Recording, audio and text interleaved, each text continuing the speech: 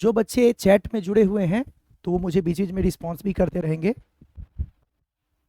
ताकि मुझे पता लगता रहे कि आपको वो चीज़ें समझ आ रही है कि नहीं। और कोई दिक्कत होगा तो आप उसको चैट में लिख भी सकते हैं। मैं लगातार चैट देखता हूँ, तो जो भी बच्चे लाइव कनेक्टेड रहते हैं वो रिस्पॉन्स भी किया कीजिए। ओके, चलिए। ये सब तो हम लोगों ने डिस्कस कर ही लिया था। मैंने आपको फलन भी बता दिया था, पिछले क्लास में फलन के बारे में पढ़ लिए थे। अभी हम लोग सीक्वेंस से अवकलन, है ना, फिर समाकलन, फिर त्रिकोणमिति के कुछ महत्वपूर्ण सूत्र और फिर कुछ ग्राफ, है ना, इन सबको पढ़ेंगे बारी बारी से। तो अभी हम लोग अवकलन शुरू करने वाले हैं।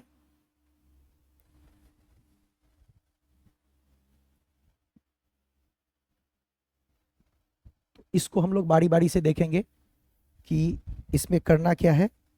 एक बार आप समझ जाएंगे कि क्या कंसेप्ट होता है तो फिर सारा कुछ आसान हो जाएगा, है ना।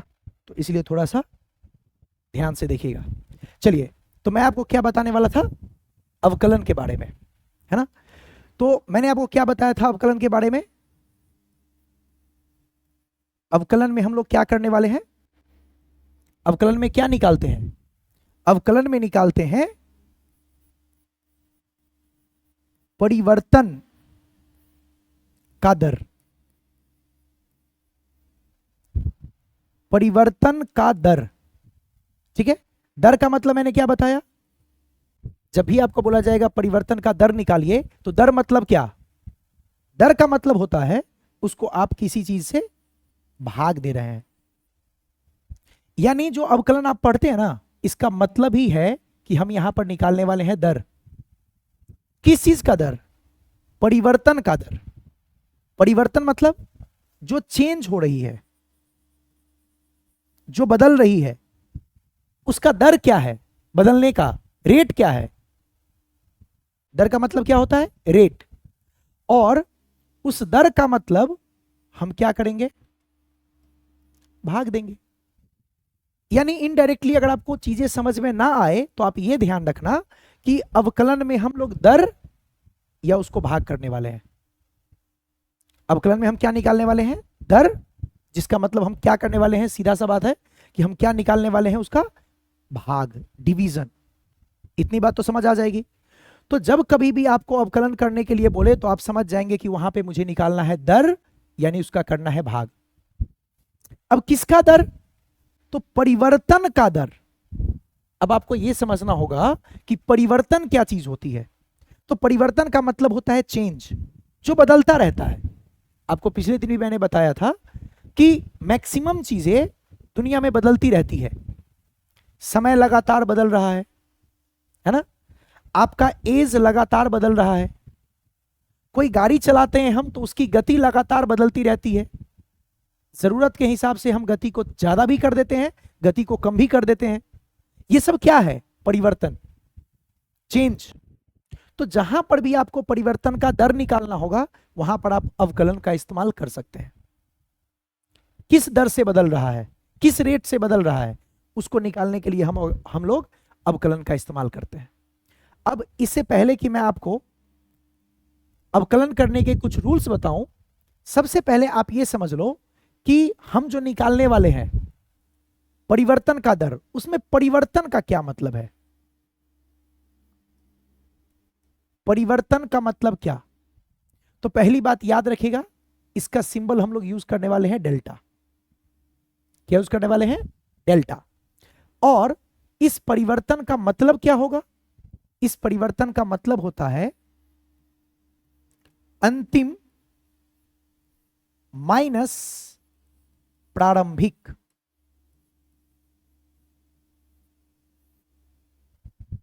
अंतिम माइनस प्रारंभिक, यानी अंतिम का मतलब क्या हो गया, फाइनल, माइनस प्रारंभिक का मतलब क्या हो गया, इनिशियल। परिवर्तन का मतलब होता है अंतिम माइनस प्रारंभिक, final minus initial, final minus initial. तो ये होता है परिवर्तन, यानी कुछ नहीं, दो चीजों का डिफरेंस लेना है, सिंपल समझो आप, दो चीज का घटाव है ये, ठीक है। अब अगर ये दो चीज का घटाव है तो आपको ये समझना पड़ेगा कि हम लोग निकालेंगे कैसे परिवर्तन को। तो मैं अगर आपको एक छोटा सा एग्जाम्पल से समझाऊं कि मान लीजिए किसी का चाल 10 मीटर प्रति सेकेंड है और कुछ देर बाद वो अपने स्पीड को बढ़ा के 30 मीटर प्रति सेकेंड कर लेता है। पहले किसी का गति था 10 मीटर प्रति सेकेंड, अब उसने अपने स्पीड को बढ़ाया, स्पीड अप किया, एक्सेलरेट किया और उसकी स्पीड बढ़ के 10 से हो गई 30। तो आप बता सकते हैं कि इसका परिवर्तन कितना हुआ, परिवर्तन का मतलब चेंज कितना हुआ। तो परिवर्तन निकालने का मतलब ये नहीं कि आप किसी को भी कहीं भी सब्ट्रैक्ट कर देंगे, आपको याद रखना है इसको जब भी निकालेंगे तो आपको यूज करना है अंतिम माइनस प्रारंभिक। चाल है, अगर मैं इसको v से सूचित करूं तो ये हो जाएगा अंतिम v फाइनल माइनस प्रारंभिक v इनिशियल। अब इन दोनों में आप खुद देख के बताओ कि अंतिम कौन सा है। पहले गति थी 10 मीटर प्रति सेकेंड, अब गति है 30 मीटर प्रति सेकेंड। तो अंतिम वेग या अंतिम चाल आपको कितना दिख रहा है 30, और प्रारंभिक कितना है 10। अगर इन दोनों का आप डिफरेंस लेंगे तो ये आपको समझ में आएगा कि ये हो गया 20 मीटर प्रति सेकेंड। कभी भी अगर आपको परिवर्तन निकालने के लिए बोला जाएगा तो परिवर्तन का मतलब सिंपल सा कंसेप्ट है, आपको इस्तेमाल करना है अंतिम माइनस प्रारंभिक। तो सबसे पहली बात, परिवर्तन आपको समझना पड़ेगा कि परिवर्तन क्या चीज है। ऐसा हम क्यों कर रहे हैं, क्योंकि आपको पता है फिजिक्स में इसका काफी जरूरत पड़ने वाला है आगे चल के। हम जब कभी भी किसी गति का बात करेंगे, किसी विस्थापन का बात करेंगे, तो आप देखेंगे कि बार बार परिवर्तन का बात किया जा रहा है। जैसे मैं कहूंगा कि मेरी वेग 2 मीटर प्रति सेकेंड थी और वो वेग 2 से उठ के हो गया 5 मीटर प्रति सेकेंड, तो वेग में परिवर्तन हुआ। किसी की स्थिति मूल बिंदु से 10 मीटर की दूरी पे थी, अब वो चली गई 40 मीटर की दूरी पर। आपसे पूछेगा बताइए स्थिति में क्या परिवर्तन हुआ, वहां पर भी आपको परिवर्तन देखना होगा। तो परिवर्तन के बारे में आपको इतना जानना होगा कि परिवर्तन का मतलब होता क्या है, अंतिम माइनस प्रारंभिक, फाइनल माइनस इनिशियल। जब भी आपको परिवर्तन निकालने के लिए बोला जाएगा तो बाद का माइनस पहले का, इसको इस्तेमाल करना है। जैसे मैंने आपको एग्जांपल में दिखाया कि 10 से अगर किसी का गति 30 हो गया तो आपने कितना परिवर्तन किया गति में, आपने गति में परिवर्तन किया है 30 माइनस 10, यानी आपके गति का परिवर्तन 20 मीटर प्रति सेकेंड है। तो आपको यह बात समझना है कि जब भी गति का परिवर्तन निकालना हो तो आपको हमेशा अंतिम माइनस प्रारंभिक का इस्तेमाल करना है, ठीक है। तो ये गलती नहीं होनी चाहिए, अपने दिमाग में इसको बैठा लेंगे, बहुत छोटी सी बात है, बट ये चीजें बार बार यूज होंगी और आप वहां गलती करोगे। जब कभी भी किसी भी शब्द में परिवर्तन आएगा आप उसको अंतिम माइनस प्रारंभिक लगाएंगे और आपको दिया रहेगा एकदम क्लियर, आपको दिख जाएगा कि अंतिम क्या है प्रारंभिक क्या है।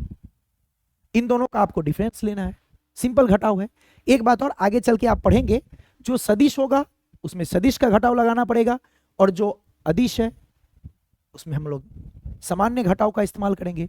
तो ये चीजें आपको ध्यान रखनी पड़ेगी, घटाने वक्त भी ये थोड़ी सावधानी बरतनी पड़ती है, बट अभी आपने नहीं पढ़ा है सदिश तो अभी उसकी बात नहीं कर रहे हैं। अभी आपको ये समझना है कि अगर किसी का गति 10 से 30 हो गया तो परिवर्तन अंतिम माइनस प्रारंभिक से निकालेंगे, दोनों का डिफरेंस लेंगे। इजी। अब हमने क्या कहा कि अवकलन में हम क्या करते हैं, अवकलन में हम लोग देखते हैं, अवकलन में हम लोग देखते हैं क्या, परिवर्तन का दर, परिवर्तन का दर किसके सापेक्ष, किसी चर के सापेक्ष। अवकलन का मतलब है परिवर्तन का दर किसी चर के सापेक्ष, मतलब यहां पर भी मुझे परिवर्तन निकालना है, दर का मतलब उसको भाग देना है, जिसके सापेक्ष बोलेगा उसके हिसाब से, है ना। तो पहले मैं आपको सामान्य परिवर्तन बताता हूं जिसमें बिना अवकलन का हम हल करेंगे। जैसे मैं आपको एक छोटा सा एग्जांपल समझाता हूं, समझने का कोशिश करना। मान लीजिए कोई आपको समीकरण दिया गया y = x², ठीक है, और आपको बोला y equal to X square में x इक्वल टू 1 से x इक्वल टू 3 तक y के परिवर्तन का दर, y के परिवर्तन का दर निकाले, ऐसा कुछ दिया गया। एकदम छोटा सा एग्जांपल है जिसमें आपको क्लियर हो जाएगा कि परिवर्तन क्या होता है और दर क्या होता है। जैसा कि मैंने आपको बताया, परिवर्तन के लिए आप लगाएंगे अंतिम माइनस प्रारंभिक, और दर के लिए क्या करेंगे, उसको भाग देंगे, सिंपल। तो इसको आप कैसे करोगे? तो इसको करने का बहुत इजी तरीका है। सबसे पहले y का मान आप निकाल लीजिए। जब x का मान दिया हुआ है 1, अगर आप x का वैल्यू यहां पे 1 रखेंगे तो 1 का स्क्वायर क्या बनने वाला है? सिंपल 1। उसी तरीके से फिर से y का मान निकाल लीजिए, और यहां पर x का मान कितना है? 3। x का मान 3 रखेंगे, 3 का स्क्वायर होके क्या बनने वाला है? 9। हमने क्या किया, x का मान रखा यहां, y निकल गया, x का मान रखा 3, फिर से y निकल गया। अब पहले आपको यह समझना होगा कि परिवर्तन निकालने के लिए इसमें कौन सा मान है जो अंतिम है। तो आप देखिए, ये प्रारंभिक, ये अंतिम, इसमें लगा दीजिए I for initial, F for final. तो अगर आपको बोलेगा परिवर्तन का दर निकालने के लिए, तो हम सबसे पहले लिखेंगे डेल्टा y। अभी आपको बताया गया है कि परिवर्तन के लिए हम कौन सा संकेत यूज करेंगे? डेल्टा। तो ये बन जाएगा y final minus y initial, ठीक है। और मुझे निकालना है परिवर्तन का दर किसके सापेक्ष? इस x के सापेक्ष, क्योंकि आपने x के लिए ही तो मान निकाला है। इसका मतलब नीचे मुझे लिखना पड़ेगा डेल्टा x। आप मुझे बताइए, दर निकालने के लिए आप क्या कर रहे हैं? भाग दे रहे हैं किसको? y में परिवर्तन को x के साथ। अब यहां पर आप लिखेंगे वैसे ही x final minus x initial, ऐसा। अब हमारे y में परिवर्तन, x में परिवर्तन निकालिए। y का परिवर्तन अगर आप निकालेंगे तो फाइनल है हमारा 9, इनिशियल है हमारा 1। x में निकालेंगे तो फाइनल था 3 और इनिशियल है 1। अगर आप इन दोनों को सॉल्व करेंगे तो ये 9 माइनस 1 8 अपॉन 2, यानी इसका आंसर आ गया 4। मैंने क्या कहा था? y equal to X square है, तो आपको x इक्वल टू 1 से x इक्वल टू 3 तक में y के परिवर्तन का दर क्या है? और y के परिवर्तन का दर हम किसके सापेक्ष निकाल रहे हैं? x के सापेक्ष। तो परिवर्तन का मतलब आपको मैंने क्या समझाया था कि परिवर्तन का मतलब y का परिवर्तन निकालना है, तो पहले मुझे y का x इक्वल टू 1 और x इक्वल टू 3 के लिए मान लेना है। हमने यहां पर 1 रखा, y का मान निकला। हमने यहां पे x3 रखा, उसके लिए मान निकला, दोनों का डिफरेंस लिया, और यही है आपका y का परिवर्तन x के सापेक्ष। देख लीजिए क्या फॉर्मूला बन गया? Delta y by delta x। Delta y by delta x, क्या ये एक डिवाइड ही है? यस। आप चाहो तो इन जनरल इसको लिख सकते हो, delta y by delta x। आपको नहीं आए y बाई x लिख दो। y में परिवर्तन, x में परिवर्तन, दोनों को डिवाइड किया, आपका निकल गया y में परिवर्तन x के सापेक्ष। ये मान निकल के आ गया। अब अवकलन का क्या कनेक्शन है इसके साथ? तो अवकलन का कनेक्शन है कि यही परिवर्तन का दर अगर आपको पूछा जाता, जैसे यहां पे आपने x इक्वल टू 1 से x इक्वल टू 3 तक के लिए निकाला, यही आपसे पूछा जाता x इक्वल टू 1 से x इक्वल टू 1.001 तक में मुझे निकाल के बताइए परिवर्तन का दर क्या होगा, तो फिर आपको इसी के लिए इस्तेमाल करना पड़ता अवकलन का। यानी जब डेल्टा y और डेल्टा x का मान बहुत छोटा होता है, उस वक्त हम लोग इस्तेमाल करते हैं अवकलन। आपको समय के साथ धीरे धीरे पता लगता जाएगा, इसको बहुत बारीकी से आपको सोचना पड़ेगा। बट अगर अभी आप ऐसे समझें कि अगर y का परिवर्तन और x का परिवर्तन दोनों हमारे पास है, तो अगर इसका मान बहुत छोटा है तो उस केस में हम लोग इसी परिवर्तन के दर को निकालने के लिए अवकलन का इस्तेमाल करते हैं। अवकलन का इस्तेमाल हम जब भी करते हैं तो उससे परिवर्तन का दर ही निकलता है, लेकिन वहां पर ये डेल्टा y और डेल्टा x बहुत छोटा होता है, और डेल्टा y डेल्टा x बहुत छोटा होता है, तो उसको हम लोग लिखते हैं dy अपॉन dx। जब कभी भी आपको y का परिवर्तन और x का परिवर्तन बहुत छोटा दिखे तो आप वहां पे अवकलन का इस्तेमाल कर सकते हैं। तो जैसे इसी को मैं बताता हूं, सेम क्वेश्चन को अगर मैं दूसरे तरीके से बताऊं, अगर आपको कोई कहे यदि y equal to X square है तो x इक्वल टू 2 पर y के परिवर्तन का दर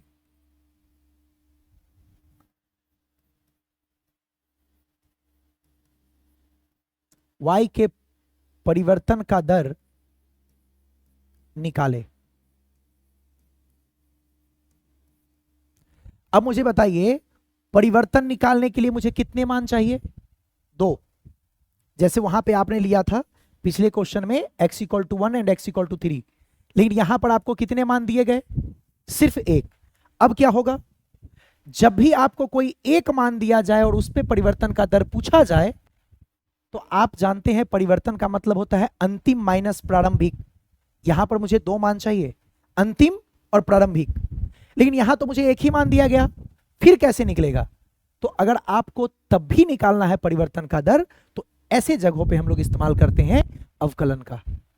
अगर आपको 2 मान दे दिया गया तब तो आप डायरेक्ट निकाल लेंगे, लेकिन जब आपको एक ही मान दिया जाए फिर आप यहां पर परिवर्तन का दर कैसे निकालोगे?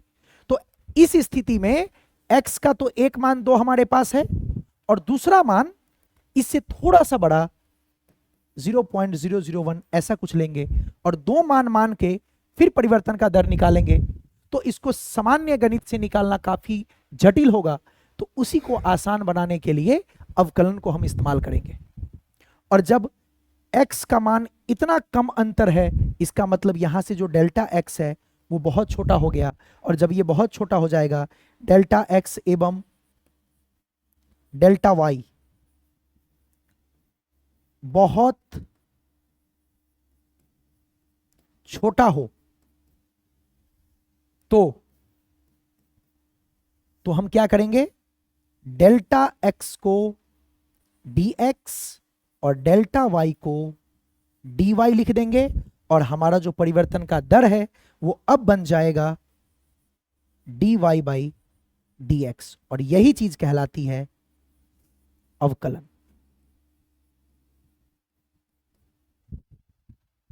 आपको यह समझना होगा कि अवकलन कैसे बना। वास्तव में अवकलन में हम निकालते हैं परिवर्तन का दर ही। y के परिवर्तन का दर आपने x के सापेक्ष निकाला है, परिवर्तन के लिए आपने y का 2 मान निकाला, अंतिम माइनस प्रारंभिक लगाया और फिर दोनों का डिफरेंस लिया और डिवाइड किया। लेकिन जब आपको मान एक ही दिया जाएगा, x इक्वल टू 2 पर बताइए क्या होगा y के परिवर्तन का दर, फिर क्या करेंगे? तो जब ऐसा मान दिया जाए तो परिवर्तन निकालने के लिए, परिवर्तन मतलब क्या? बदलना। बदलने का मतलब क्या है? किसी का गति 10 से बढ़ के 30 हो गया, 10 से बढ़ के 20 हो गया, तभी तो बदला। तो बदलने के लिए हमारे पास 2 मान होने चाहिए, यहां हमारे पास 2 मान तो है ही नहीं। तो जब हमें यहां पर निकालना होगा परिवर्तन तो कैसे निकालेंगे? अर्थात यहां पर x का मान 2 एक ही दिया हुआ है, तो आप इसका थोड़ा सा बड़ा एक मान अपने मन से अज्यूम करेंगे, और वो मैंने ले लिया 2.001, और इन दोनों का अंतर बहुत ही कम है। तो जब इन दोनों का अंतर यानी x का परिवर्तन बहुत छोटा है तो y का परिवर्तन भी बहुत छोटा होगा, और जब y और x का परिवर्तन बहुत छोटा होता है तो उसी को डेल्टा y के जगह पे dy और डेल्टा x के जगह पे dx लिखते हैं, और ये बन जाता है dy by dx, d for differentiation, तो ये बन गया अवकलन। क्या बन गया ये? अवकलन। तो ऐसे लिखा जाता है। अब अगर आप मैथमेटिक्स में देखोगे तो आपको ऐसे लिखा हुआ मिलेगा LT delta x tends to 0, इसका मतलब होता है कि डेल्टा x बहुत छोटा है ना, 0 के करीब है, तो यहां पर delta y by delta x, और फिर इसको लिखा रहेगा dy बाई dx। तो आप इतना मत समझिए, आप एक बेसिक कंसेप्ट समझने की कोशिश कीजिए कि अवकलन में हम परिवर्तन का दर ही निकालते हैं, बस फर्क ये होता है कि यहां पर डेल्टा y और डेल्टा x दोनों का मान बहुत छोटा होता है। और हमने किया क्या है? वास्तव में हमने किया है डिवाइड। क्या डिवाइड किया है? dy by dx। अगर आप देख पा रहे हैं तो अवकलन में हम करते क्या है? दर निकालने के लिए हम भाग देते हैं और वो होता है dy बाई डी एक्स। तो कभी भी कोई आपसे अवकलन के बारे में पूछा जाए कि अवकलन क्या चीज है, तो आप दिमाग में रखेंगे अवकलन का मतलब होता है परिवर्तन का दर किसी चर के सापेक्ष। परिवर्तन क्या होता है? अंतिम माइनस प्रारंभिक। तो जो परिवर्तन का दर निकालेंगे, दर निकालने के लिए क्या करेंगे? भाग देंगे। तो भाग देने के लिए मैंने क्या किया? डेल्टा वाई को डेल्टा एक्स से भाग दिया, और यही डेल्टा वाई डेल्टा एक्स जब बहुत छोटा होता है तो हम उसको लिखते हैं dy बाई डी एक्स, जो कि अवकलन बन जाता है। तो किसी भी परिवर्तन के दर को निकालने के लिए जब आपको डेल्टा वाई और डेल्टा एक्स का मान बहुत छोटा हो तो आप वहां पर इस्तेमाल करेंगे अवकलन का, जहां होगा dy बाई डी एक्स। वरना कभी भी परिवर्तन निकालने के लिए आप एक मान से तो परिवर्तन निकाल ही नहीं सकते हैं। परिवर्तन का मतलब होता है बदलना। तो एक मान वहां से या तो कुछ ज्यादा बढ़ जाए या तो वहां से कुछ घट जाए, तभी तो वो बदला। आपने 2 रखा तो वो कहां से बदला? तो नहीं बदला, इसका मतलब हमें क्या करना होता है? जो मान दिया है उससे थोड़ा सा बड़ा मान अज्यूम करना होता है, बहुत छोटा होना चाहिए वो दोनों का अंतर। तो ये यहाँ पे x का मान 2 आपने लिया, तो अगला x है 2.001, और अगर x का मान में बहुत कम का फर्क है तो इससे निकलने वाले y के मान का फर्क भी तो बहुत कम होगा। और जब ये फर्क बहुत छोटा होता है तो डेल्टा y को dy और डेल्टा x को dx कहते हैं, और इस तरीके से अवकलन बन जाता है dy बाई डी एक्स। तो जो आपका delta y by delta x था वही dy बाई डी एक्स बन जाता है। तो जब कभी भी आपको निकालना हो अवकलन तो हम इस्तेमाल करेंगे क्या? dy by D x. तो कंसेप्ट समझने वाली बात यही थी कि जब कभी भी कोई आपसे परिवर्तन का दर पूछे तो आप लिखेंगे delta y by delta x. ये बन जाएगा क्या? y का परिवर्तन x के सापेक्ष। ये क्या हो गया? y का परिवर्तन x के सापेक्ष।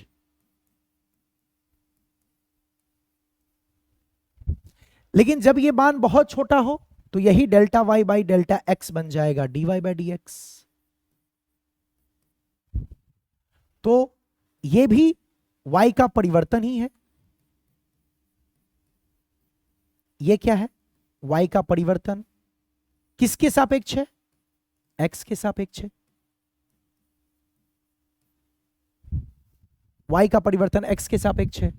ऐसे ही आपको कोई लिख के दे दे dv बाई डी टी, आपको आगे चल के मिलेगा फिजिक्स में। v का मतलब हो गया उसकी वेग, उसकी गति। तो जब भी आपको वेग या गति दिया रहे तो v का परिवर्तन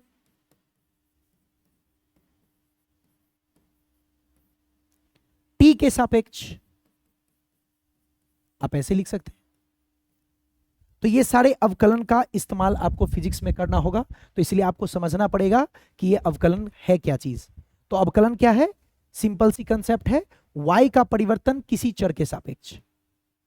अगर ये मान दोनों का अंतर अगर लार्ज है, बड़ी वैल्यू है, तो आप डायरेक्ट उसको delta y by delta x से सॉल्व कर सकते हैं। लेकिन मान अगर बहुत छोटा है तो उस स्थिति में आपको अवकलन लगाना पड़ेगा जिसका मान होगा dy बाई डी एक्स, यानी y का परिवर्तन x के सापेक्ष, या वेग है तो v का परिवर्तन t के सापेक्ष। उसी प्रकार से त्वरण अगर आपको दे दिया जाएगा dA बाई डी टी, मान लीजिए a त्वरण है, a का परिवर्तन t के सापेक्ष, ऐसे आप पढ़ सकते हैं। आप इसको ऐसे भी पढ़ सकते हैं, y का अवकलन x के सापेक्ष, v का अवकलन t के सापेक्ष, a का अवकलन t के सापेक्ष। तो वही चीज है, अवकलन का मतलब ही है परिवर्तन का दर, और दर में हम कुछ नहीं करते हैं, एक सामान्य सा भाग का इस्तेमाल करते हैं, है ना। तो जब कभी भी आपको निकालना हो अवकलन तो आप समझ जाएंगे लिखने का तरीका dy by D x, dv by D T, dA by D T. और समझने के लिए अवकलन का मतलब डिफरेंशिएशन, उसके लिए यहां पे d आ गया। तो जब मान बहुत छोटा था डेल्टा y का तो वो dy बन गया, और बहुत छोटा मान था डेल्टा x का तो dx बन गया। और इस तरीके से आप निकाल सकते हैं किसी का भी अवकलन। और अवकलन जब भी निकालना होगा तो आप इसी संकेत का इस्तेमाल करेंगे, है ना। आप इसको लिख सकते हैं y का अवकलन x के सापेक्ष, v का अवकलन t के सापेक्ष, a का अवकलन t के सापेक्ष। तो ऐसे अवकलन जब भी निकालना होता है तो हम लोग परिवर्तन के दर को देखते हैं। ओके, तो फिर यहीं पे क्लास ओवर करते हैं। अगले क्लास में हम लोग पढ़ेंगे अवकलन के कौन कौन से रूल्स हैं और कैसे निकालते हैं। अभी तो समझ में आई कि अवकलन होता क्या है, अब देखेंगे इसके क्या क्या रूल्स हैं और इसको निकालना कैसे है। Okay, thank you.